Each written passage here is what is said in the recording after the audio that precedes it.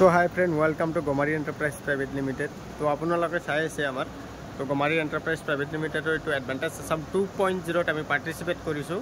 এওঁ অসীম নেওগ হয়। তো আছাম ষ্টাৰ্টআপ আপোনাৰ আমাৰ অসমৰে CM ট্ৰিপুলৰ পৰা তেওঁ আপোনাৰ গ্ৰাণ্ট পাইছে আমাৰ CMৰ পৰা। তো আজি তেওঁ সক্ষম হৈছে এইবিলাক কৰাই মাৰ্কেটত আহিব পাৰিছে। তো ইণ্টাৰনেশ্যনেল মাৰ্কেটত বিজনেছ কৰাৰ কাৰণে তেওঁ আমাৰ কোম্পানীৰ লগত কলাবৰেশ্যন হয় বহুখিনি আজি গ্ৰ' কৰিছে। তো আপোনালোকেও এনেকৈ বিজনেছত আগুৱাই যাওক, যিটো আমাৰ CMে হেল্প কৰিছে। আজিলৈকে এনেকৈ বিজনেছ প্ৰচিডিউৰত কোনো এনেকুৱা নাছিল।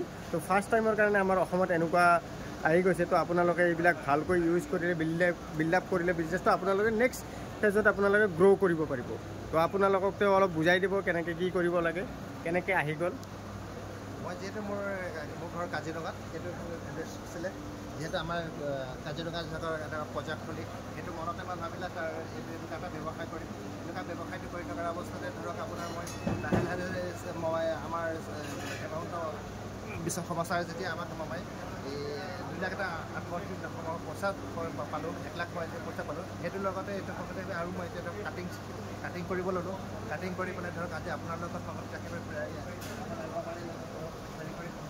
আজি আপোনাৰ এইটো প্লেটফৰ্ম পালোঁ। আৰু এইজন আমাৰ ছাৰ যিহেতু আমাক হেৰি কৰিলে, ইয়াতে ধৰক সুবিধা কৰি দিলে থাকিবৰ কাৰণে ছাৰক কি পালে ছাৰে। তো ছাৰ আপুনি কেনেকুৱা পালে? মই খুব ভাল পাইছোঁ। আমাৰ অসমৰে এটা উদ্যোগ, অসমৰ সংস্কৃতি খুব ভাল। আৰু চবতকৈ ডাঙৰ কথাটো হ'ল যে ইয়াতে ক্ষুদ্ৰ উদ্যোগ এটা যুক্ত হৈ আছে। MSME মানে কি একদম micro' and medium and small scale enterprise. আৰু আটাইতকৈ ডাঙৰ কথাটো হ'ল যে গ্ৰামীণ অঞ্চলৰ পৰা যে উঠি আহিছে এনেকুৱা এটা এণ্টাৰপ্ৰাইজ, সেইটো বহুত মানে এটা ডাঙৰ কথা দেই।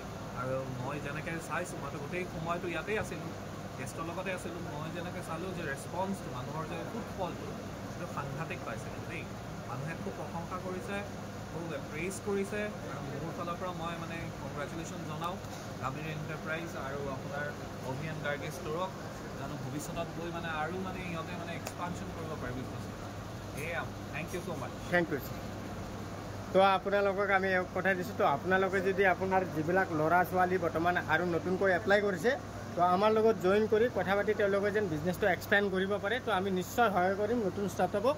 তো আমাৰ লগত আপোনালোকে ফ'ল' কৰিব, আমাক চাই থাকিব। তো আপোনালোকে